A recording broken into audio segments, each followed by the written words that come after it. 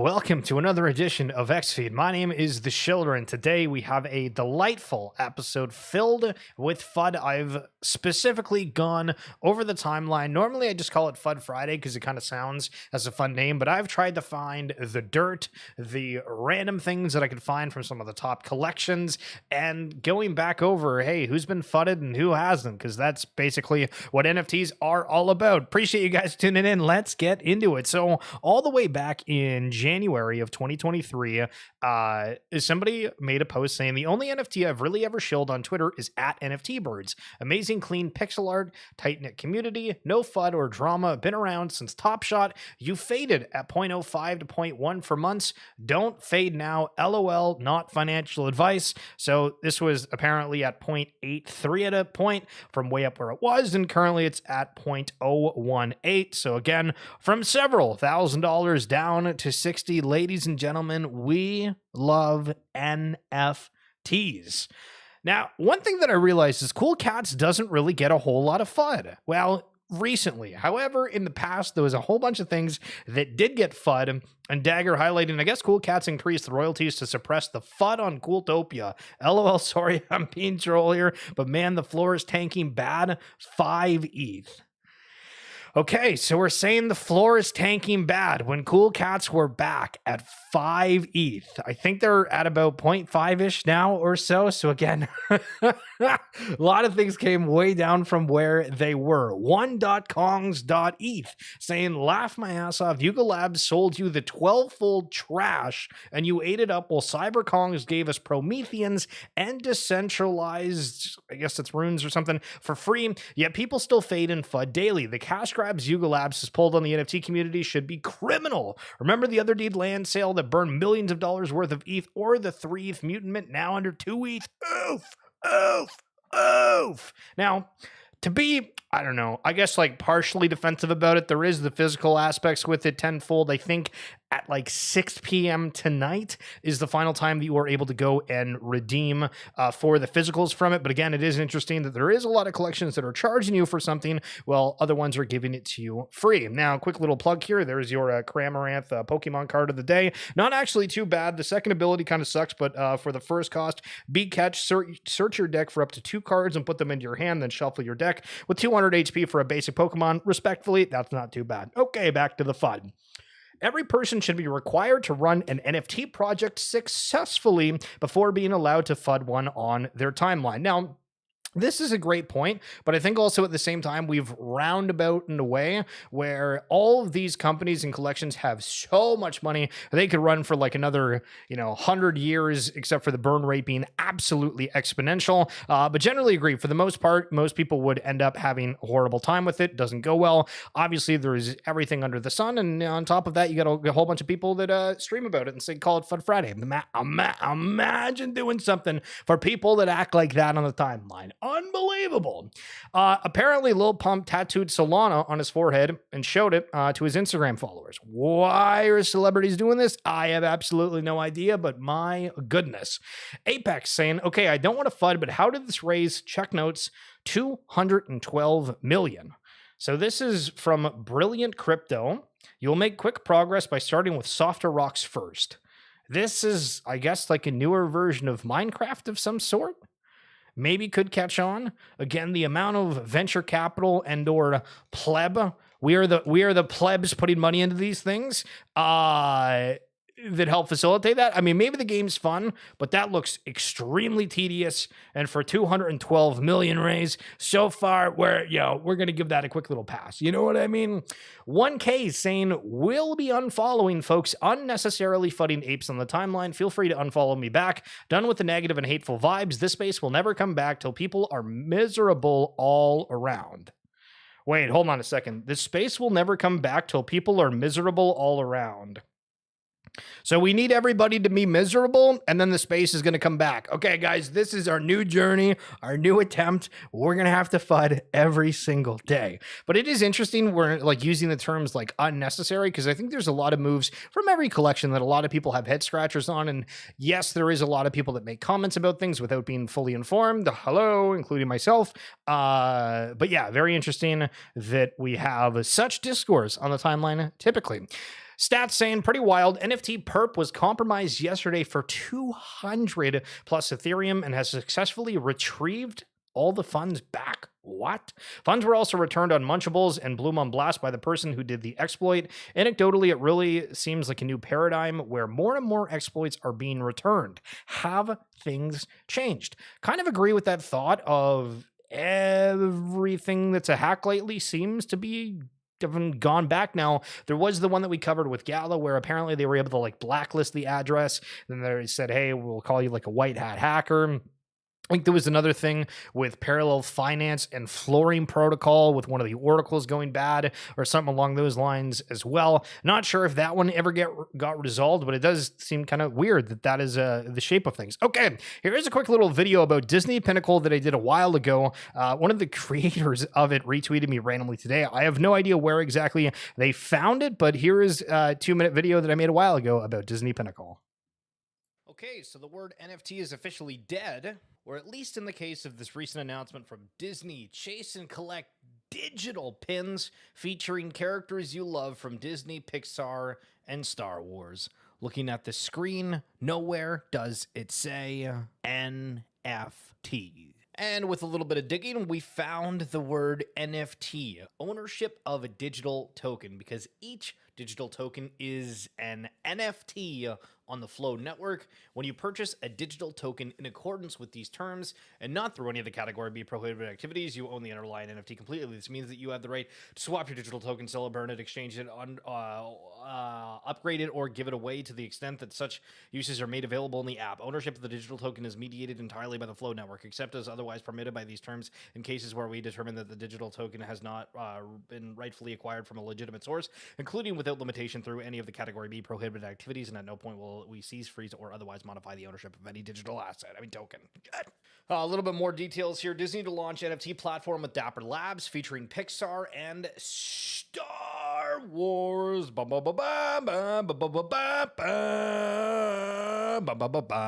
So this article from NFT Now says Dapper Labs has blended nostalgia with its cutting-edge technology, designed as a socially driven experience that allows fans to collect and trade digital pins. Disney Pinnacle promises an immersive, secure, and global trading environment.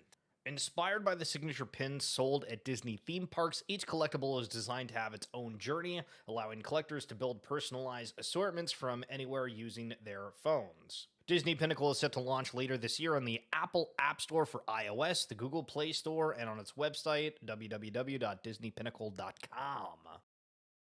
Now, the question is, I don't know if actually any of those mobile apps ended up happening, to be honest. Not that I'm aware of, but they have opening or have done different trading sessions for that, because again, this is closed access. And just as a reminder, as people are wanting to get into Pinnacle and these other things, realize that a lot of the mailing lists has been compromised across Web3. If you've been on OpenSea, apparently Ledger had one at a point a couple years back. And if you're getting emails accepting you into different collections, realize that there's a potential that your email got compromised, and unless you've actually signed up for it, it might not be any good.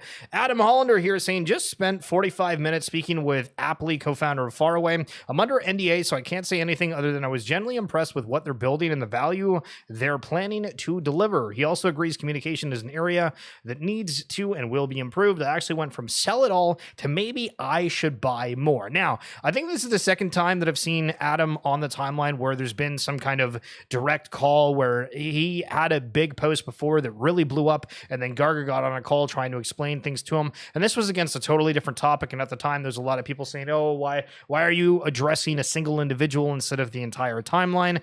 Is this something kind of similar? It does feel that way, where, hey, we're giving preferential treatment to somebody who potentially has a voice in that one-on-one mantra. Now, of course, maybe it's just, hey, they weren't going to go in the Discord and they're wanting to try to quell the FUD. I don't know, but it is interesting to see the reactions across Web3 to different happenings. Now, Ember Sword, apparently the Ember token is live and early access is just around the corner for their game, so we'll see if it gets fudded or if people actually enjoy the gameplay. My last R&B Airbnb I'll ever use. $1,300 for 2 nights with the cleaning fee, and I get this before 9 a.m. We'll never stop sharing it. So basically, it was just a list saying you got to take out the garbage, recycling, do the dishes, do the laundry, do basically everything, on top of paying basically like, what is that, $700 plus per night. If that's American, oh my God, that's closer to like $900 a night. And yeah, why would you go anywhere when you can just stay at home and be in the metaverse? Gotta love it.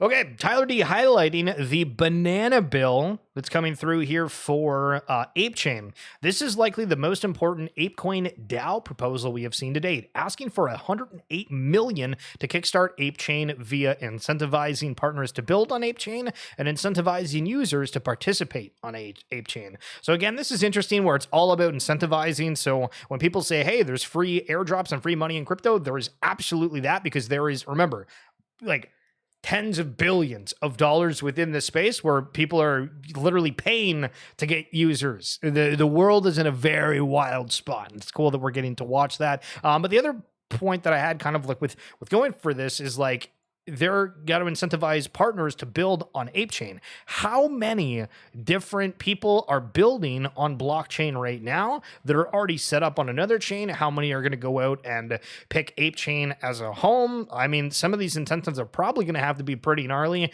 And again, for the people that you do get, is it high quality, lower quality, yada, yada, yada. Mr. Harry Swan coming through on the chat. Listen, just for Harry, we got to break it out. Here is the tag team Moltres, Zapdos, and Articuno Rainbow. What an absolute beauty of a card. I don't even think it's that expensive, but it is what it is. My man, good to see you. Harry Swan. And so the bill here is saying the banana bill is a 100 mil of ape proposal with 2 initiatives, a commercial agreements initiative to negotiate commercial agreements with projects, companies, and protocols committed to building on ApeChain, and then 2, a user incentivized initiative to provide rewards for ApeChain users. Now, Garga did have some thoughts on the proposal. We're not going to go through everything, but we'll read his post. ApeChain should have a development fund that is competitive with other ecosystems, which again, these other layer 1 blockchains have a ton of funding. Just look around at the activity that Optimism has been able to incentivize on their network with savvy commercial deals and programs. This bill puts a similar tool in ApeChain's belt.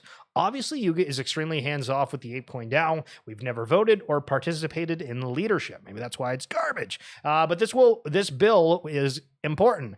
Executing it right can be a huge boon, but effing it up would be terrible. Having the right people in place to help run it is key. The special counsel approached us about having 1 or 2 members from Yuga participate as part of their advisory board for the banana bill, and given its importance, we agreed. Obviously, Yuga will not be voting on this, and we won't be taking a dime from the fund. All these happenings, and how much are you paying attention to it? How much do you want to be into it? Are you like, hey, I want to go get ApeCoin to be a part of the DAO? Is that even a thought? Are you excited about ApeChain? Are you even excited about any of these chains versus whatever you hold? That is the question. All right, Zach XBT on the timeline, absolutely ripping into another one here, and this time it is Waka Flocka saying, I'm a follow anyone that teaches me something new about Solana. 372,000 impressions. And Waka Flocka has a history of promoting rug pull projects as uncovered by Zach XBT investigations. So community noted here from Zach XBT on a Waka Flocka post. And again, if you don't know who that is a musician. So kind of crazy out here. Now, we've been talking about FUD a whole lot, but we are getting some bigger bids up here. We got a CryptoPunk hoodie one that's going for 155 ETH. At least that is what the bid on it is. $544,000 for this. Guys, we got people spending $50,000 on luxury watches. You want to have a digital identity. That's one of the crowns here. Apparently, that's going to cost you 544,000 American dollars. Holy sweet mother of pearl. Kieran here from Illuvium saying, imagine if players decided the price of skins. Wouldn't that be interesting?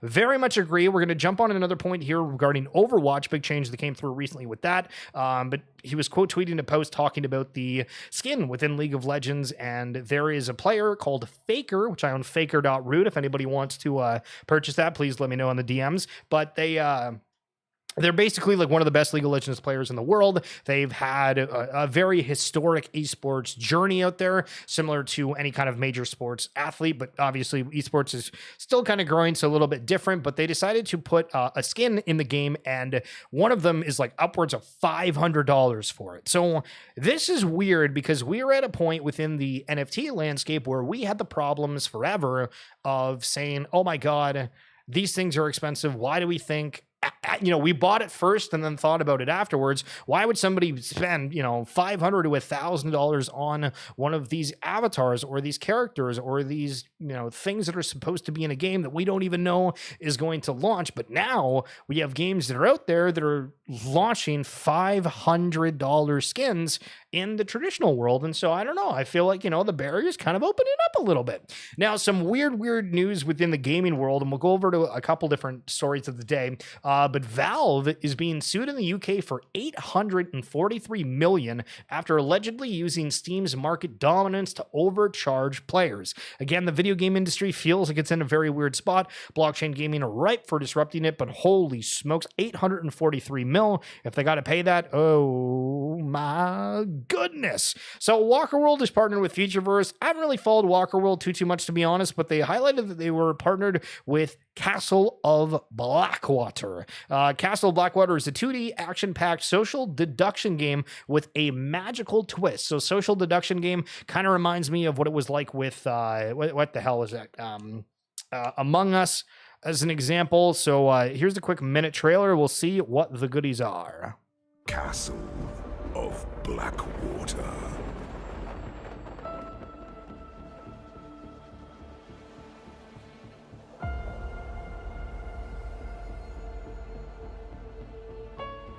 Three, two, one. Good luck, challenger.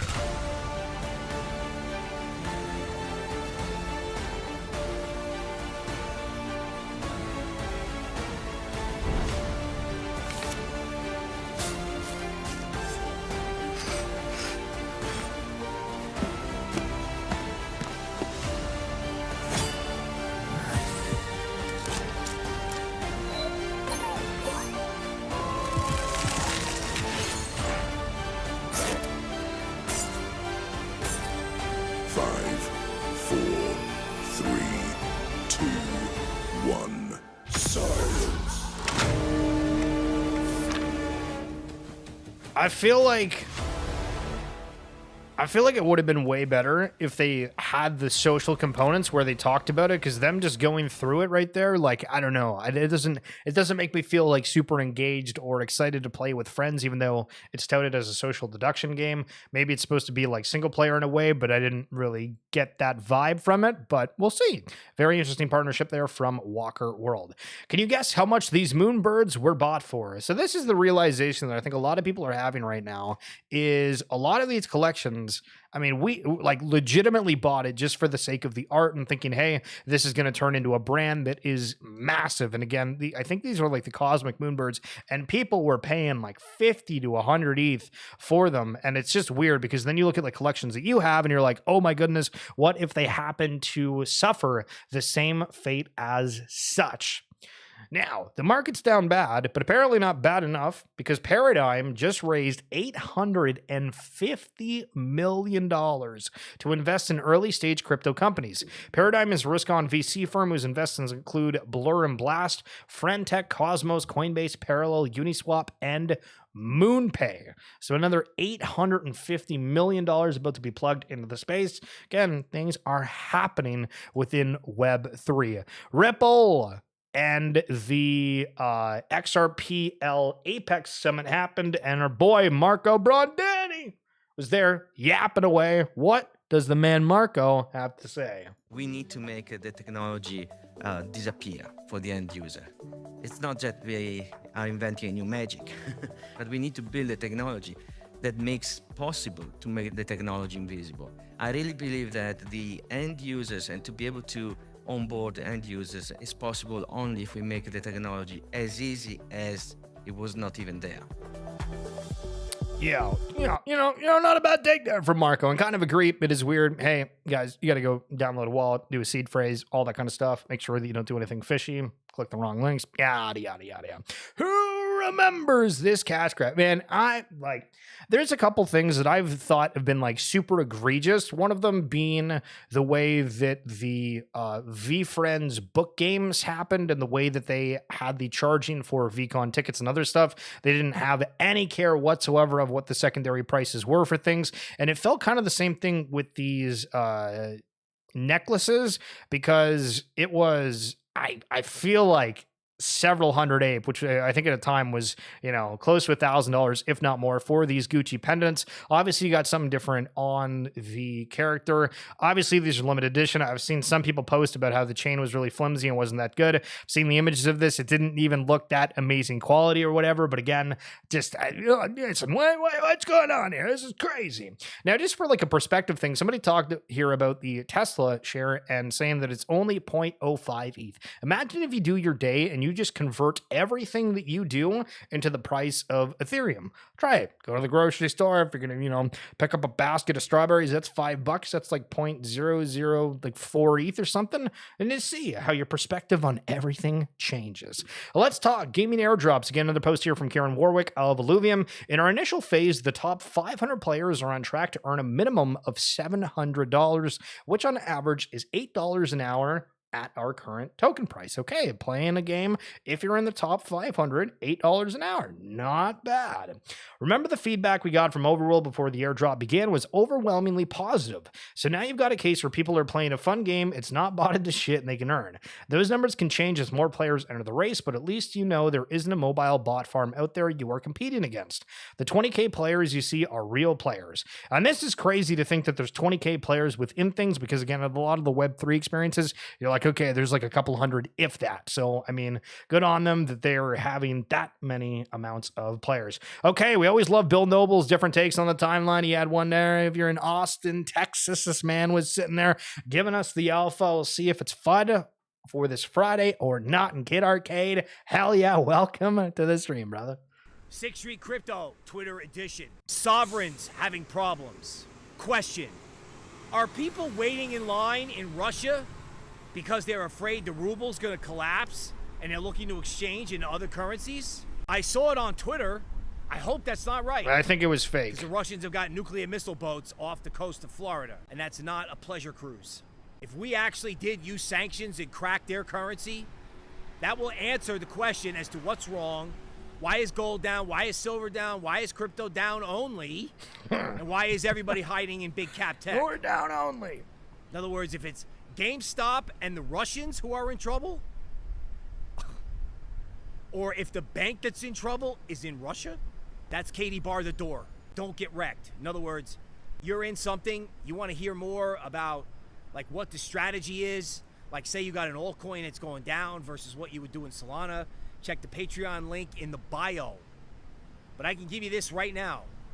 If you're in something and you know it's no good and it's not coming back anytime soon, or could just completely get wrecked, don't lose your capital. Don't sit there and watch something go down 90%, because then it's got to like 2x to get your money back or something like that. Don't get in a position where you need something to 2x or 1x to get back to your entry point. If you got to blow out of 30% of your positions and sit in Bitcoin, then do it. It's not investment advice, but this is not an area or not a time to get wrecked, because we don't know what the problem is. And oh my God, if it's GameStop, that could be bad with a hedge fund or a bank. If some sovereign with nuclear weapons is involved, don't get wrecked.